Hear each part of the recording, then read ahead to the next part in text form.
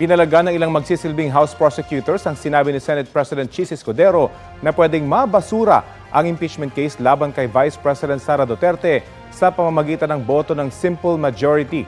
Sabi naman ng bise sa isang panayam ng Russian media, may kinalaman sa eleksyon 2028 ang mga umano'y pag-atake sa kanya. Balita hatid ni Ivan Mayrina. Ang kinakaharap na impeachment case at pagkakaresto ng amang si dating Pangulong Rodrigo Duterte may kinalaman daw sa eleksyon 2028 ay kay Vice President Sara Duterte sa panayam sa kanya ng Russian state-owned media na Russia Today na ibinahagi ng kanyang tanggapan. Siya raw ang tinarget dahil siya ang frontrunner sa 2028 presidential elections. Sabi pa ng bise, walang intensyon si Pangulong Bongbong Marcos sa bumaba sa pwesto. Gusto raw ng Pangulo na panatilihin ang sarili o kanyang pamilya sa kapangyarihan. Dagdag niya, iniisip daw nilang hihina siya kapag naikulong ang dating Pangulo dahil iisang pamilya sila. Buwelta na Malacanang. Siguro yan po ang nais niya maging naratibo, ipakita sa taong bayan, pero nawawala po yung issue patungkol sa kanyang accountability tungkol sa confidential funds at iba't iba pang mga complaints na napapaloob sa articles of impeachment. Siguro po nais din po natin malaman ang katotohanan at wag lapang pong magtago sa naratibo na siya yung frontrunner para sa 2028 presidential election.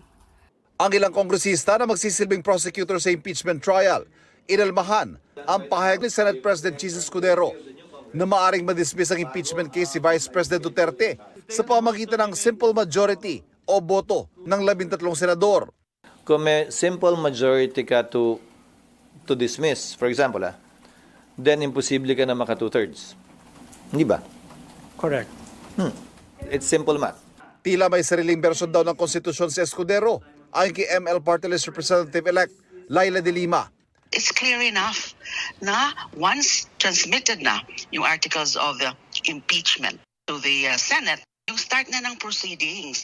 And what are they doing now?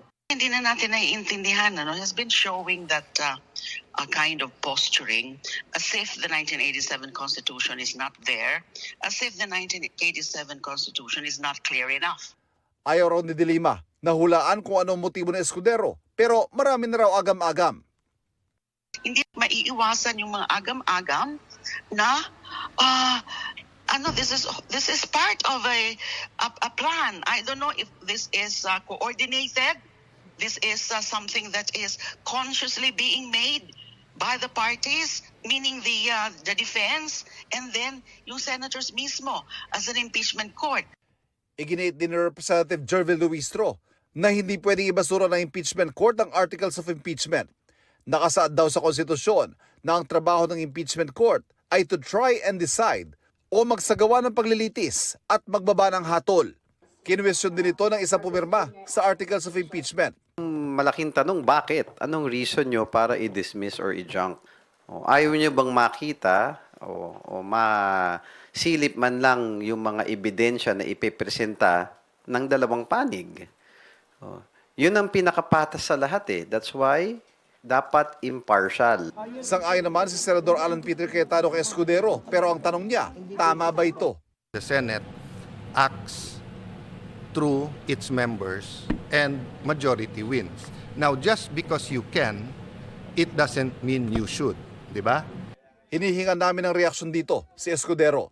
Ivan Mayrina nagbabalita para sa GMA Integrated News.